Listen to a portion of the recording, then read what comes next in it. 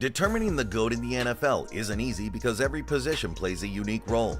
From quarterbacks to linebackers, each has its own set of skills. It's like comparing apples and oranges. So let's simplify this complex debate. Here are the NFL players who stand out as the best ever in their respective positions, the GOATs of the NFL, from offense to defense and special teams. Quarterback.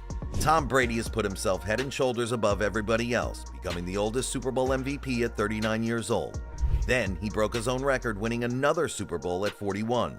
Brady's the only person to ever become both the youngest Super Bowl MVP and the oldest Super Bowl MVP. Counted out and overlooked, Brady's sixth-round selection has fueled his insane work ethic. Brady has more playoff wins than 27 NFL teams. No moment cemented the legend of Tom Brady like Super Bowl 51. In the third quarter, the Falcons went up 28-3, firmly in the driver's seat of their first Super Bowl championship. But then, Brady capped in the greatest comeback in the history of sports, playing nearly perfect to force overtime and then win the game. Running back. There have been better runners, there have been better receivers, there have been better blockers, there have been better leaders, but there has never been a better combination of the four in the backfield than Walter Payton. Not only that, but Sweetness did all this with some of the least talented and imaginative offenses this side of Charlie Brown's All-Stars. Payton won the 1977 MVP and Offensive Player of the Year awards, earning 9 Pro Bowl and 7 first-team All-Pro selections. He led the Bears to a Super Bowl 20 championship and was named to the 1970s and 1980s All-Decade teams. Payton retired with 16,726 rushing yards and 110 touchdowns. Both were records at the time, but have since been broken. Fullback. Jim Brown is easily regarded as the greatest runner of all time, but don't forget that Brown was actually listed as a fullback, even if he played more like a running back. You can certainly make the case that Brown is the greatest football player ever, period. Despite only playing 9 professional seasons, he had a near-perfect career. The man led the league in rushing 8 times and in rushing touchdowns 5 times. Brown led the Cleveland Browns to the NFL championship in 1964, and he racked up 3 MVP awards and 8 first-team All-Pro selections. He finished his career with 12,312 rushing yards and 106 touchdowns. And to think how much better Brown's numbers could have been if he just played longer. Nonetheless, it was the best career ever for a fullback. Wide receiver. Who would have thought that Mississippi Valley State was the home of the best ever, Jerry Rice?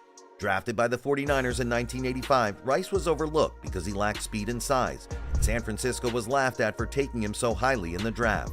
Immediately, Rice's route running and soft hands made him unstoppable.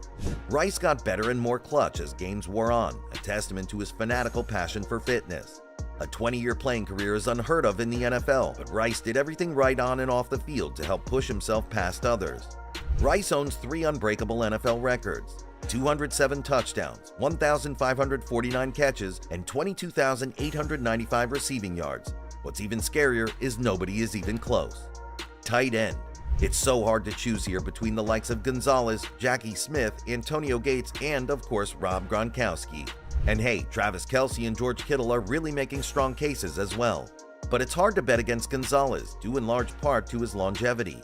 No other tight end will catch TG's 15,127 career receiving yards, nor his 1,325 receptions. The 14-time Pro Bowler sadly only had 1 playoff win in his career, but even though he spent most of his time with mediocre quarterbacks, Gonzalez was a pure game changer who set the golden standard at tight end. Offensive tackle. Offensive linemen in general are always overlooked, but not Munoz. This man was ranked as the 12th greatest football player of all time by the NFL Network after all. Munoz anchored the Bengals O-line in the 80s and helped them reach 2 Super Bowls, both losses to the San Francisco 49ers. Munoz, a 9-time first-team All-Pro, was named to the 1980s All-Decade team as well as the NFL's 75th anniversary and 100th anniversary all-time teams.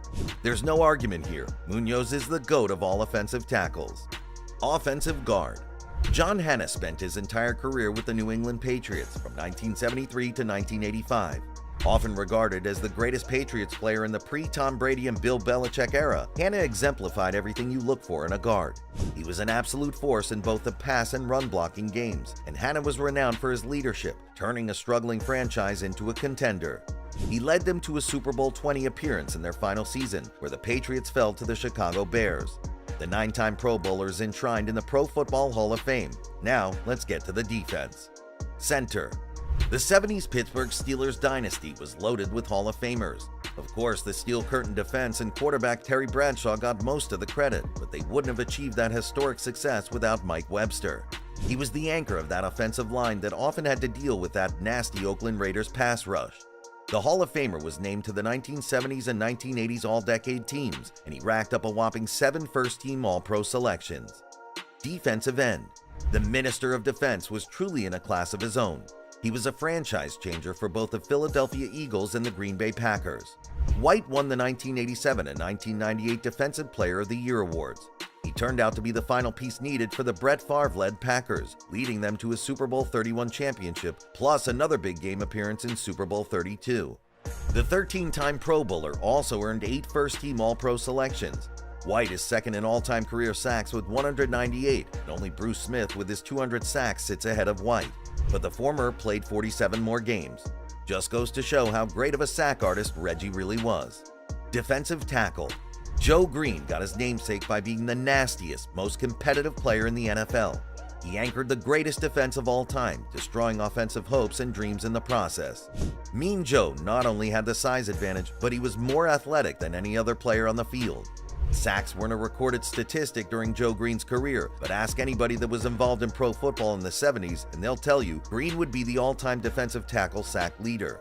Unblockable doesn't even begin to describe Green's game.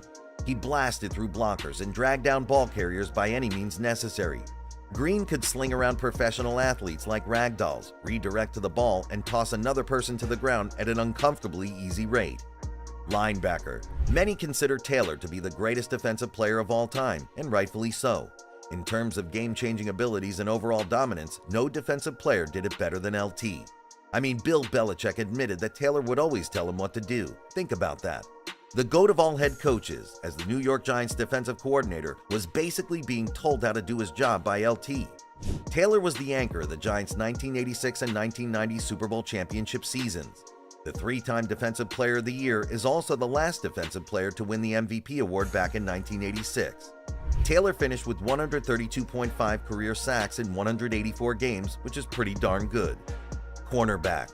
Nobody brought more swagger and charisma to the game than Primetime. He certainly talked a lot of trash, but Sanders backed it up each and every time. Sanders also dazzled as a special teams returner, but nobody was better at eliminating the other team's top receiver than Dion. It's not a coincidence that he won a Super Bowl ring in his first year with the San Francisco 49ers and another in his first season with the Dallas Cowboys. He was that good. The 1994 Defensive Player of the Year finished with 53 career interceptions, which is remarkable when you consider how often teams try to avoid throwing in his direction. Safety. Ronnie Lott was an animal in the 1980s. All you need to know about his toughness is that he amputated part of his own pinky to avoid missing games. Lott played for 14 seasons and racked up 63 interceptions.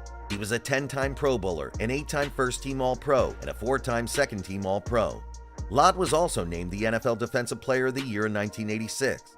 He was inducted into the Pro Football Hall of Fame in 2000. On top of all that, he also has 4 Super Bowl rings with the 49ers. Lott was a great tackler with great size and strength and was one of the hardest hitters ever to play safety. He was also a very good coverage safety. Kicker. Gotta go with Adam Vinatieri on this one. This guy was money. He played for 24 seasons and racked up 2,378 points. He was a 4-time Pro Bowler and a 2-time First-Team All-Pro. Vinatieri's the NFL's all-time leader in field goals made and points scored. He is also the only player in NFL history with over 200 field goals made and 1,000 points scored. Vinatieri is best known for his clutch kicking, especially in the playoffs. He's made some of the most iconic kicks in NFL history, including 2 game-winning field goals in the Super Bowl. Punter. Here's one people don't think about very much, the greatest punter of all time. Shane Lechler played for 18 seasons and racked up 49,328 yards. He was a 7-time Pro Bowler and a 6-time First-Team All-Pro. Lechler's the NFL's all-time leader in yards per punt. He's also the only punter in NFL history to average over 50 yards per punt in a season.